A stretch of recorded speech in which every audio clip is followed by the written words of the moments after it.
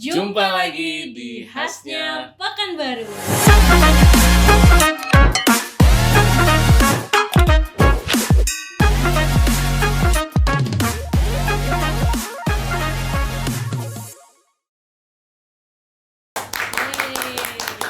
Alhamdulillah, Ya. Ulfa, ini episode berapa ini? 18 ya? 18, angka bagus sih katanya ya. Iya. Tapi jangan dipercaya loh. Tahu ya. Tahu. Jadi di episode 18 kita sebentar lagi apa? Mau masuk ke bulan Ramadan. Ramadan, Masya Allah. Udah nggak gak terasa lama ketemu lagi nih Haslovers, tanggal 11 ya kurang lebih ya. 11 ya. Oke, hari ini gimana Pak Isa, apa kabar? Wah, sehat sekali Sehat ya. Alhamdulillah. Karena- Dikasih karunia ini ya hari ini. Karena cuaca lagi nggak baik-baik saja nih. Iya, janganlah biarin. Iya. Kita aja yang baik-baik aja. Iya. Apalagi di ruangan ini. Iya, kayaknya ada Auranya orang-orang betul. luar biasa ya. ada tamu spesial kayaknya Pak Isa. Sangat Siapa? spesial. Siapa kira-kira Pak Isa? Saya spill ya. Iya. Beliau adalah Wakil Ketua Pimpinan Wilayah Muhammadiyah Bidang Majelis Tarjih dan Tajdid. Yaitu Beliau Bapak ada? Dr. Afrizal Nur. MA. Assalamualaikum warahmatullahi Assalamualaikum, Pak. Waalaikumsalam warahmatullahi wabarakatuh. Pak Isa. Alhamdulillah, dan beliau ditemenin oleh orang spesial juga kan, Iya. yang selalu yang mendukung kita ya melakukan podcast. Beliau adalah Kepala Sekolah SMK Muhammadiyah 2 Pekanbaru, yaitu Bapak Paiman Sanen AG SPDI. Assalamualaikum. Waalaikumsalam warahmatullahi wabarakatuh. Assalamualaikum berdua bapak-bapak. Alhamdulillah hari ini kita duduk di sini, tidak ada yang kebetulan, tapi insya Allah ini bisa menjadi inspirasi buat Haslovers. Haslovers. Iya. Dan kalau boleh kita perkenalan, dan ini sebagai yang ini ya, saya orang awam ini ya. Iya. Kita mau nanya karena di Haslovers juga banyak yang awam nih. Kira-kira apa sih pengertian itu tarjih dan tajdid, Pak Ustadz? Baik. Bismillahirrahmanirrahim. Assalamualaikum warahmatullahi wabarakatuh. Waalaikumsalam. Alhamdulillah allazi 'allafa baina qulubina fa asbahna bi ni'mati ikhwana. Terima kasih Pak Isa dan Khaslover ya. Para jamaah semua, para pendengar, dan mudah-mudahan kita dalam keadaan sehat Amin. dan selalu dalam lindungan Allah Subhanahu wa taala. Iya. Qadarullah kita dipertemukan di podcast yang luar biasa ini untuk mengkaji tentang keislaman yang mencerahkan dan memajukan umat. Tajdid ya, dan tarjih itu menjadi satu bagian penting dalam pilar-pilar utama Muhammadiyah, karena majelis ini adalah majelis yang menjadi rohnya Muhammadiyah. Tanpa majelis ini ya Muhammadiyah tidak akan bisa hidup. Iya. Karena tarjih itu adalah satu majelis yang dari urutan itu adalah majelis yang pertama dan punya fungsi sebagai lembaga yang memproduk keputusan hukum ya yang terkait dengan fikih ya dan ibadah-ibadah makhdhur, termasuk juga persoalan-persoalan sosial, politik, ekonomi dan lain-lainnya. Ini peran dari tarjih ya. Jadi tarjih itu adalah instrumen. Kalau kita lihat definisi tarjih itu sebenarnya salah satu instrumen dalam istinbat hukum. Istinbat hukum. Tapi bagi Muhammadiyah, tarjih itu tidak hanya sekedar instrumen, melainkan lebih dari itu perannya. Yeah. Ya. Sehingga tarjih ini menjadi satu acuan dalam beramal bagi warga Muhammadiyah. Ini yang dimaksud dengan tarjih. Yang kedua, tajdid. Tajdid. Ya. Nah, tajdid itu maknanya adalah pembaruan. Ada dua yang menjadi orientasi pembaruan di Muhammadiyah. Pertama, purifikasi. Yang kedua, modernisasi atau dinamisasi. Ya, purifikasi itu memastikan betul bahwa apa yang dilakukan oleh warga Muhammadiyah itu bebas dari unsur musyrik. Ya. Purifikasi itu adalah pemurnian akidah. Oke. Ini yang menjadi misi besar Rasulullah SAW, termasuk juga dilanjutkan oleh para sahabat dan termasuk yang dilanjutkan oleh pendiri Muhammadiyah Kiai Haji Ahmad Dahlan yang terkenal dengan pemberantasan TBC, takhayul bid'ah khurafat itu ya. Iya. Ya, TBC takhayul bid'ah khurafat. Nah, yang kedua dinamisasi, modernisasi, yaitu Muhammadiyah menjadi organisasi Islam yang bisa salah satu nalar pendekatan Muhammadiyah dalam memahami Islam itu adalah bayani, pendekatan Al-Quran hadis, kemudian burhani, pendekatan ilmu pengetahuan, sains teknologi, kemudian ketiga irfani. Irfani itu pendekat intuisi atau yang bisa dikatakan dunia tasawuf ya. Ya. Tapi tasawuf yang yang tentu kita akan bisa diskusikan lebih lanjut, yang tasawufnya menjadi ciri khas Muhammadiyah.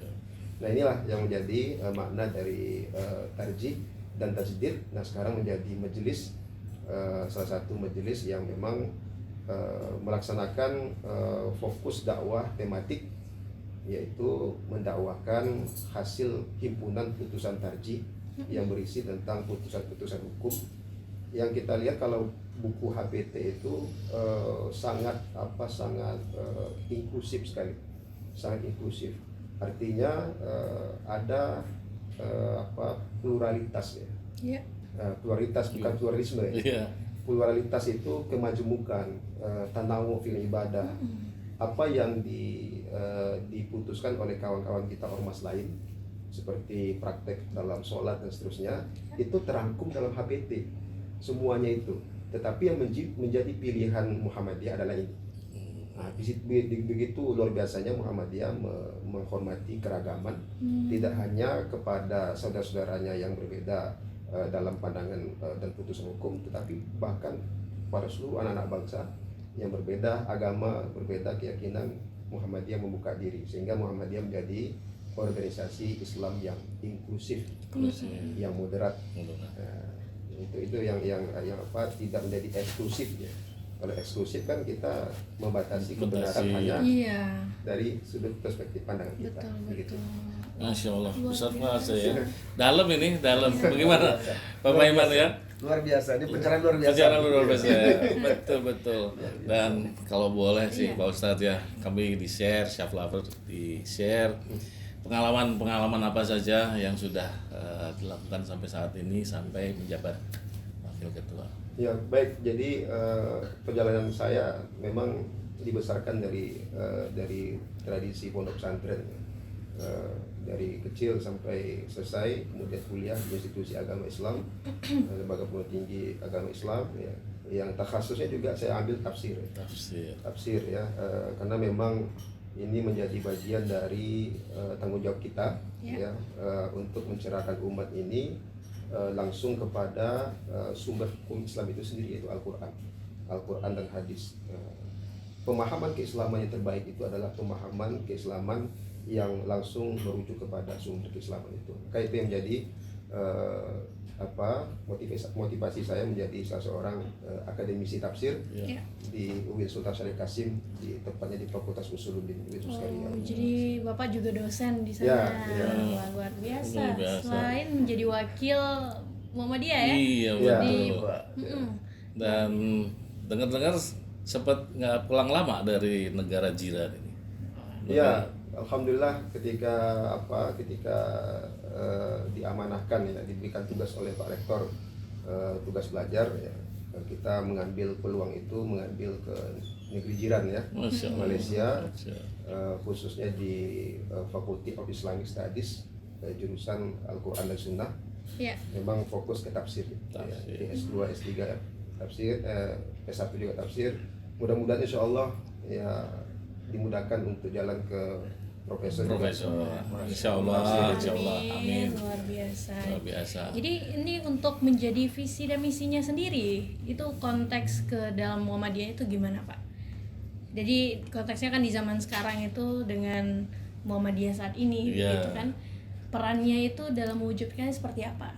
Ya, jadi Muhammadiyah ini kan dengan cita-cita besarnya yang semua masyarakat Indonesia juga mengetahui bahwa Muhammadiyah adalah organisasi Islam yang punya misi dakwah, gerakan dakwah Islam amar ma'ruf nahi munkar. Ini menjadi misi besar Muhammadiyah. Jadi kemasan dakwah itu ya bisa kita lihat dari berbagai perspektif ya, tidak hanya dakwah secara lisan, tapi dakwah juga bilhal ya. Dakwah bilhal ini lebih efektif sebenarnya daripada dakwah bilisan.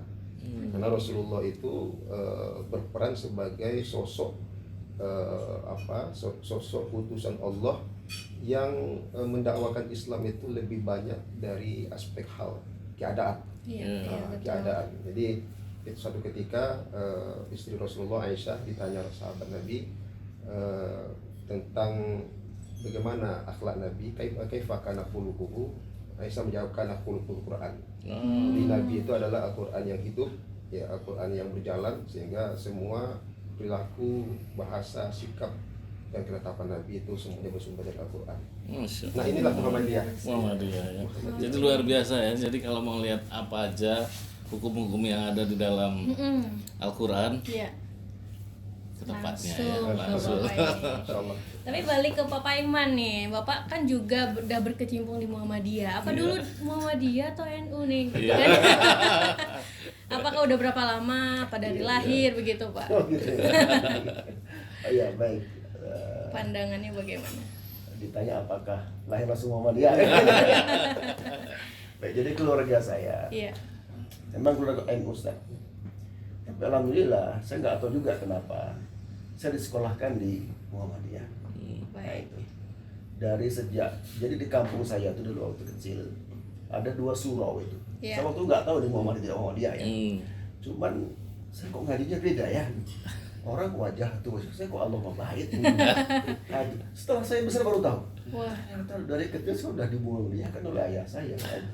Padahal ayah saya adalah bukan, ya mungkin saya nggak tahu lah, tapi pikiran saya bukan Muhammadiyah. Nah itu. Tapi dari kecil saya memang sudah dididik di Muhammadiyah sampai besar, kemudian sampai masuk ke Muallimin ya, Muallim Muhammadiyah. Alhamdulillah sampai sekarang juga aktif juga di Muhammadiyah. Artinya kalau di Muhammadiyah jenjang karirnya memang dari bawah Pak Isa. Dari Pekaderan ya, ada IBM, IMM, kemudian Pemuda Muhammadiyah. Jadi jenjangnya memang seperti itu. Tapi memang luar biasa nih Pak Dokter sebagai kami nyebut kalau di mana ayahanda. Seluruh pimpinan kami sebut ayahanda dan memang menginspirasi luar biasa. Itulah kira-kira. Nah Pak Ustadz, melihat sekarang nih dengan kita sampai ke ada yang bilang generasi sekarang ini. Nah, posisi Muhammadiyah ada yang berubah atau masih ada yang diperbarui, Pak Ustadz? Untuk apakah zamannya yang menyesuaikan atau Muhammadiyah bagaimana menurut Pak Ustadz? Tapi ntar dulu Pak Ustadz. Kita iklan dulu yang satu ini.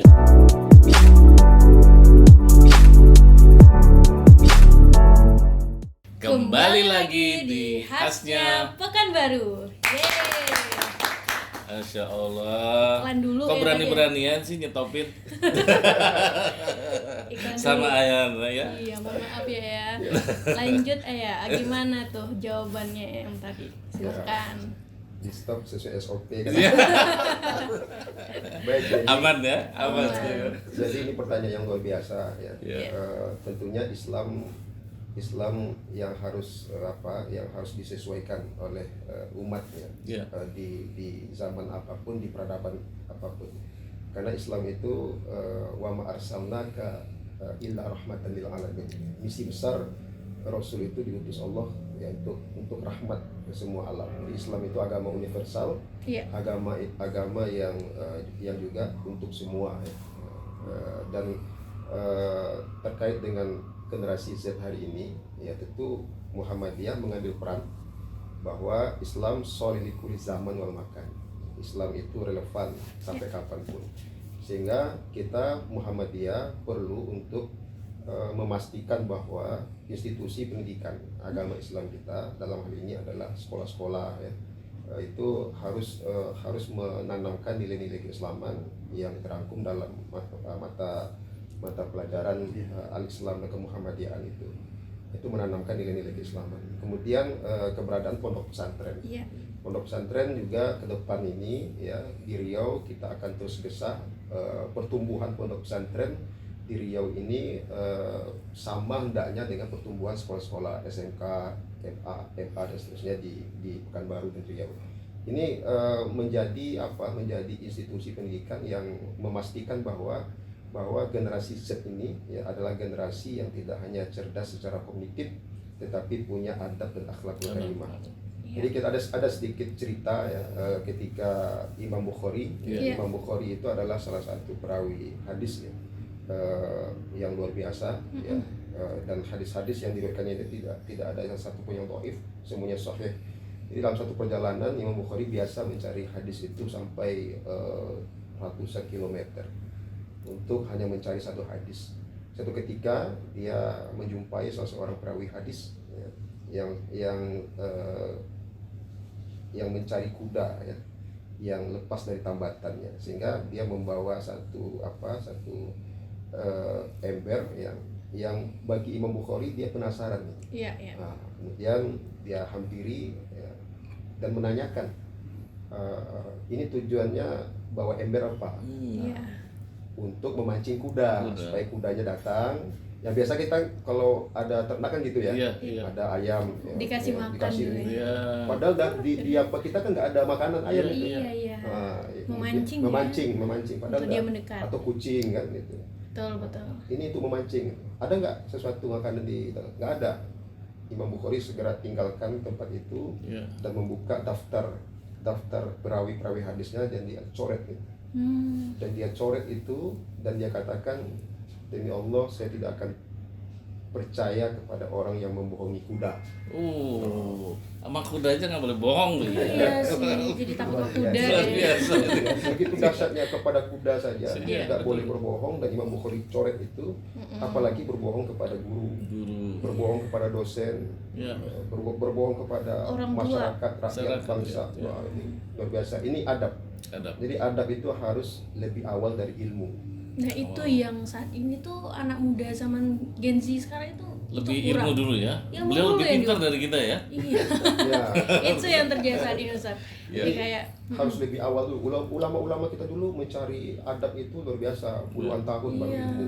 Sehingga luar biasa juga generasi yang dihasilkan oleh adab yang begitu, sehingga tidak menghadapi persoalan loss of adab, kholil adab ya, hilangnya adab, kemudian sedikitnya adab. Ini persoalan bangsa ini, di mana hari ini banyak ya anak-anak muda yang kurang bisa memiliki adab yang baik kepada orang tua ya. Apalagi kita di Melayu ini ya Pak Ustaz ya. Masya Allah. Jadi itu yang kita harus ketahui bersama dan pastikan generasi muda kita, sehingga Islam ini dari dua perspektif, normatif dan historis. Islam yang normatif ya Islam yang ada dalam Al-Quran, dalam hadis, dalam kitab-kitab ulama-ulama kita. Secara historis ya Islam yang diamalkan. Jadi internalisasi nilai-nilai Islam itu kita wujudkan dalam perilaku, sikap dan akhlak masyarakat. Nah ini kalau saya menyikapi yang barusan disampaikan sama Ustadz, di digital marketing Ustadz itu ada dua namanya. Kalau kita, ini kan programnya banyak menjual ya. Ternyata itu dari Islam banget. Kenapa? Ada namanya chasing sama attracting. Dan yang benar yang tadi itu attracting. Attract itu lebih banyak dipakai dan berhasil dibanding chasing. Nah chasing itu banyaknya hard selling ya, jualan keras.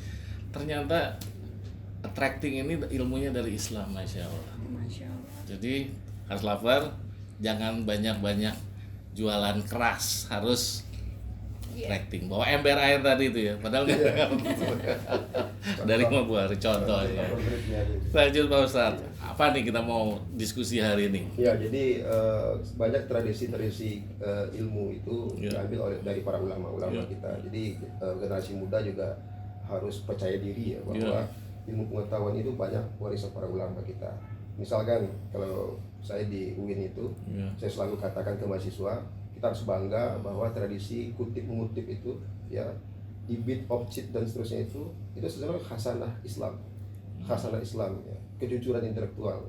Kita mengutip dari sumber yang kita ambil itu. Itu yang kejujuran intelektual.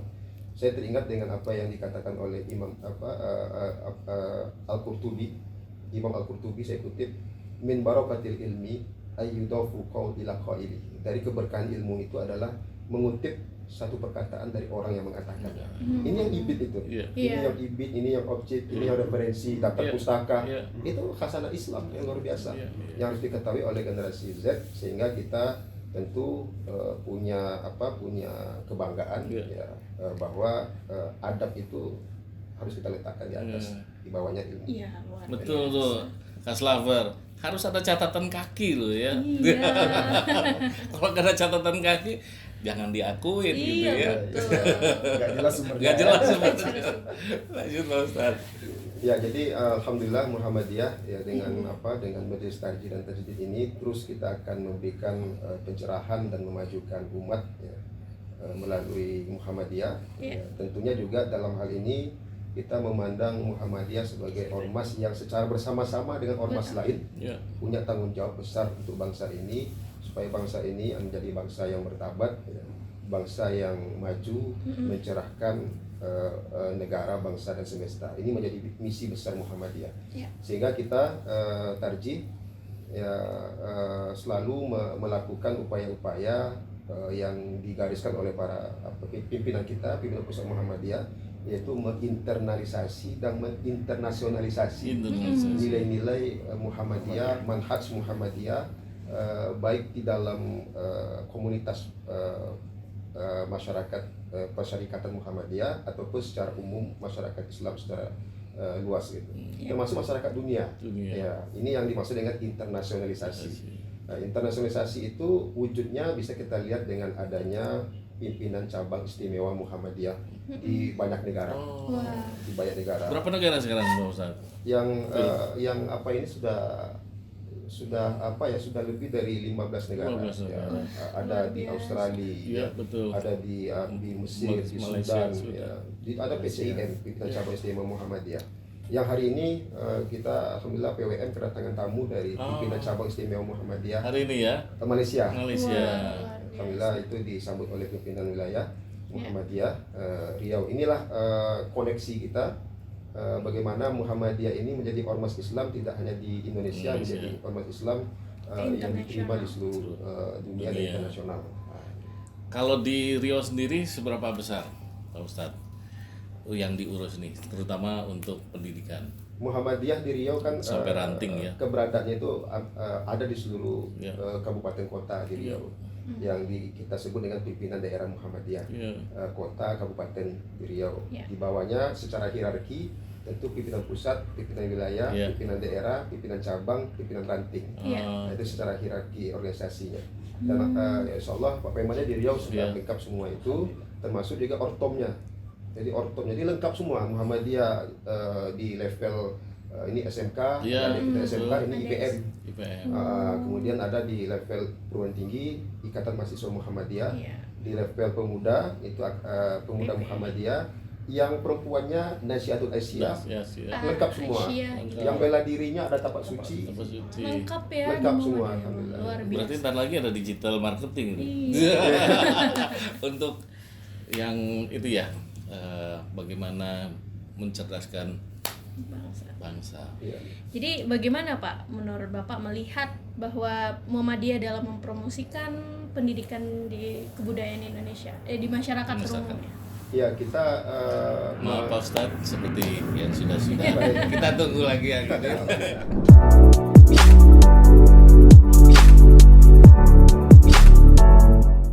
Kembali lagi di Khasnya Pekanbaru. Akhirnya di penghujung acara aja nih Pak ya. Tapi pertanyaannya ditanya dulu. Iya, dijawab dulu ya. Benar-benar silakan Pak Ustadz. Apa tadi pertanyaannya? Bagaimana cara memberikan peran, menginformasikan kepada masyarakat bahwa peran pendidikan itu penting di Muhammadiyah?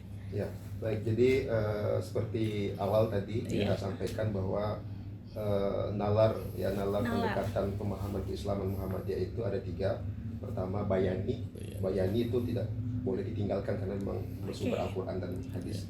Yang kedua burhani itu pendekatan ilmu pengetahuan, sains dan teknologi. Karena semangat tajdid kita yang kedua tadi modernisasi dan dinamisasi. Jadi ini kita sampaikan kepada umat ya, kepada masyarakat Indonesia secara luas bahwa Muhammadiyah sudah sudah dan telah menghadirkan ya bukti-bukti institusi-institusi pendidikan yang ada di seluruh Indonesia.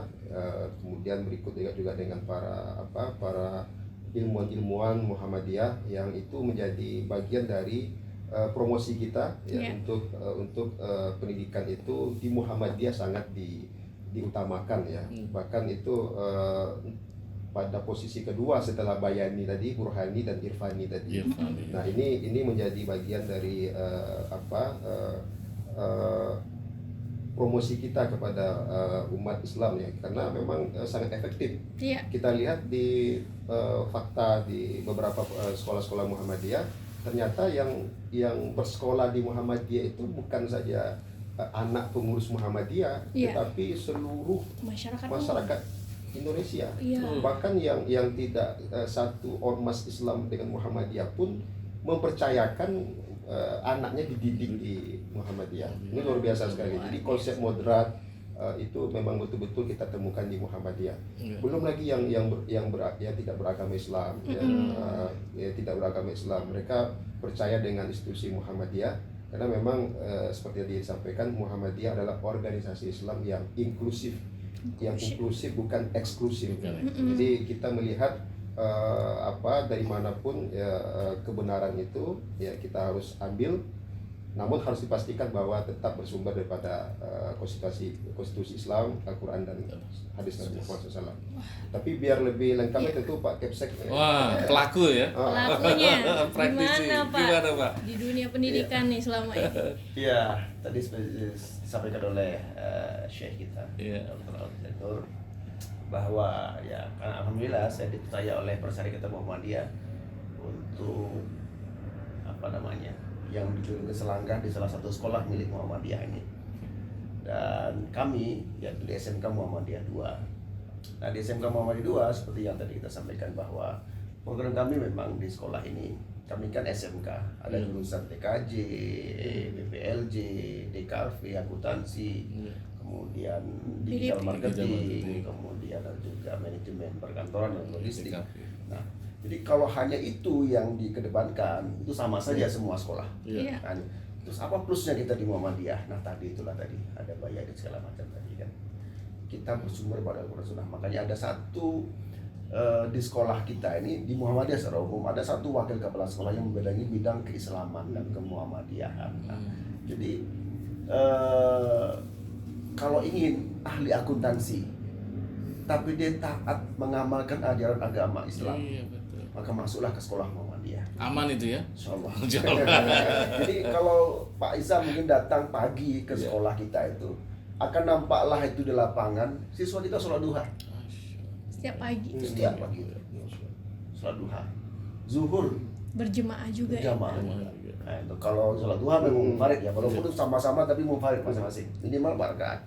Rakaat itu kita koordinir supaya apa? Menjadi pembiasaan tadi itu. Tidak hanya knowledge-nya saja, tapi religius dan soft skill-nya. Jadi kami pagi itu langsung belajar nih Ustaz. Kami hari Senin kita sholat duha. Selain upacara kita juga sholat duha. Hari Selasa juga ada pembinaan soft skill dari wali-wali kelas. Hari Rabu ada pembinaan minat bakat, itu mengasah soft skill juga. Otak kiri, otak kanan. Hari Kamis itu spesial sholat duha. Sholat duha juga nih. Ya, sholat duha diawasi oleh guru-guru. Kemudian hari Jumat ada pembinaan imtak, pun sholat duha juga terlebih dahulu. Jadi memang ini sebagai aplikasi mungkin dari apa yang disampaikan oleh Ustaz kita, Buya kita tentang bagaimana Muhammadiyah menjiwai yang menuliskan tadi Al-Quran Sunnah tadi itu untuk ditanamkan di para siswa yang masuk di sekolah-sekolah Muhammadiyah. Dan sekali lagi ini tak dijumpai di sekolah-sekolah yang non Muhammadiyah. Nah, ini, dan apakah kami khusus Islam? Tidak. Kami juga terbuka, ada non Muslim juga di SMK Muhammadiyah juga ada non Muslim. Ada. Ini asal jadi tidak hanya yang Muslim aja loh ya. Makanya kemarin kami promosi nih Ustaz, salah satu SMP itu mayoritas non Muslim. Nah, itu di SMP Negeri 33 itu ternyata mayoritas non Muslim. Yang Muslim hanya sekitar 70-an, yang selebihnya ramai non Muslim. Apakah ada siswa SMK yang non Muslim? Ada, karena emang tadi itu kita tidak eksklusif. Nah, itu tapi inklusif tadi itu. Dan itu terbukti ya? Iya, dan itu terbukti kita. Itu mungkin. Biasa sih. Luar biasa. Tapi kabarnya Pak KFC kita lagi buka PPDB ya Pak. Oh iya. PPDB di Buat gelombang display. kedua. Apa itu? SMK Muda lagi buka PPDB, PPDB. Pak. Silakan, Mbak. Iya, jadi memang kita sudah buka pendaftaran dan kita sudah pakai gelombang kedua Ustaz. Alhamdulillah sudah Sampai Maret ya Pak. ya sampai mereka di gelombang kedua dan banyak beasiswa yang kita berikan. Iya. Ya, terutama ya dari Tahfiznya, 550 sampai jusnya. 1.100.000 gitu. Dan kemudian untuk tahfiz ini juga satu penghargaan kita kepada anak-anak kita yang dari MTS, SMP maupun dimanapun yang punya hafalan Quran. Jadi ada yang kita beri beasiswa dari 2 bulan sampai dengan 1 tahun free SPP. Secara ketentuannya berlaku untuk tahfiz dari 2 juz sampai 7 juz ke atas.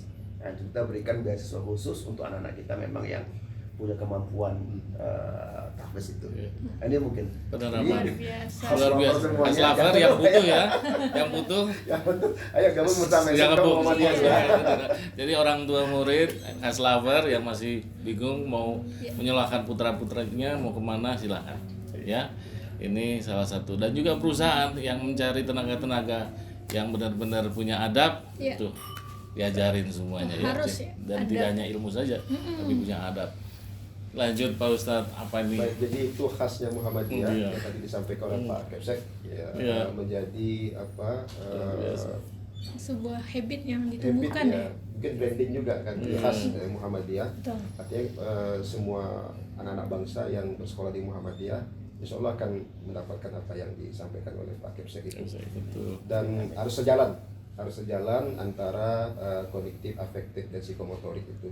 Nah, tentunya kita di Muhammadiyah sekolah-sekolah itu adalah amal usaha dan tidak hanya satu-satunya amal usaha, tapi amal usaha yang paling besar di Muhammadiyah adalah di bidang pendidikan itu. Di bidang pendidikan inilah kontribusi Muhammadiyah untuk bangsa, sehingga mudah-mudahan ini menjadi referensi kita untuk anak-anak kita ya, yang dididik di Muhammadiyah. Nah, kali itu yang paling penting, harapan kita tentunya nalar bayani, burhani, irfani itu sejalan, kemudian pemahaman Islam normatif dan historis itu juga sejalan. Ya, kita bicara Islam bicara tentang kebersihan, itu terinternalisasi di perilaku bersih ya.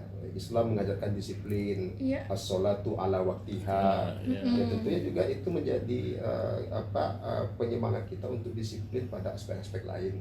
Ya, Islam mengajak kita untuk menjaga ukhuwah. Ya, harusnya umat Islam menjaga persatuan, kesatuan, tidak suka konflik. Nah, inilah nilai-nilai normatif yang harus diimplementasi dalam kehidupan kita sehari-hari. Tidak terasa ya, Iya, nggak kerasa. panjang banget kita, tapi itulah hari ini tidak ada yang kebetulan ya pakai Kepsek ya. Siap. Ada Buya dan silahkan Buya mau dirangkum apa nih yang kita diskusikan karena kalau saya nanya terus nanti Nggak selesai ya. betul.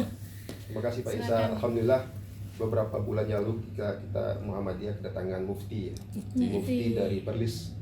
Mufti dari Perlis dalam kunjungannya ke Muhammadiyah dan Umri Universitas Muhammadiyah Riau. Jadi di satu momentum kita dipertemukan oleh kawan-kawan yang tergabung dalam komunitas ulama Muhammadiyah ya, Korps Mubalik Muhammadiyah itu dengan beliau, dan kita berdiskusi lah tentang bagaimana Islam yang tidak dibatasi oleh teritorial. Jadi Islam itu tidak ada teritorialnya. Sepanjang kita mendengar azan, ya itulah saudara kita. Artinya kita bukan No boundaries. Ya, sepanjang kita mendengar azan dan di situ ada Islam ditegakkan, itulah saudara Langsung kita. berdiri ya. Berdiri. Jadi saya diskusi dengan Mufti tentang Muhammadiyah dan kesamaan persepsi dalam pemikiran dengan Muhammadiyah. Tentu ada banyak masukan ya, dan masukan itu kita akan coba lakukan satu kesepahaman bersama ya, antara Perlis dan Riau, Muhammadiyah Riau. Luar biasa lagi, Mufti ini mengundang para ulama-ulama Muhammadiyah Riau itu untuk kegiatan 3 hari bermuhammadiyah di Perlis. biar apa namanya persepsinya sama ya. Biar persepsinya sama. Betul. Jadi insya Allah kita akan ke Perlis ya atas undangan Mufti itu pada tanggal 1 sampai tanggal 4. Nah di sinilah kita akan bicarakan tentang tajdid, dakwah tematik dan pentingnya urgensinya dakwah digitalisasi di era kontemporer ini. Betul. Bersama Mufti Perlis insya Allah. Betul, luar biasa itu. Mudah-mudahan terlaksana dan itu pastinya mencerahkan banyak umat ya. Amin Allah. Terima kasih Pak Isa. Ya. Semangat kita. Semangat dong. Apalagi Pak Isa. sudah disiapkan timnya sama Pak Kepsek ya. Itu timnya langsung terjun mengimplementasi apa yang sudah digagas sama Pak Ustadz, Bapak Buya, dan alhamdulillah waktu juga kita di penghujung dan mudah-mudahan apa yang sudah dicita-citakan berjalan dan bisa menginspirasi semuanya Kepada khas khas lover yang masih bingung-bingung juga, nggak perlu bingung gitu ya. Sudah banyak wadahnya, tinggal mencari tempatnya. Betul. Dan beliau-beliau inilah orang-orang yang bisa jadi panutan. Betul. Dan itu yang kita butuhkan saat ini ya. Dan waktu juga harus mengakhiri. Saya Isa Ismail Dan saya Ulfa Rahmi Ustadz, Ustaz Afrizal Nur. Saya Iman. kami undur diri. Sampai jumpa di episode selanjutnya.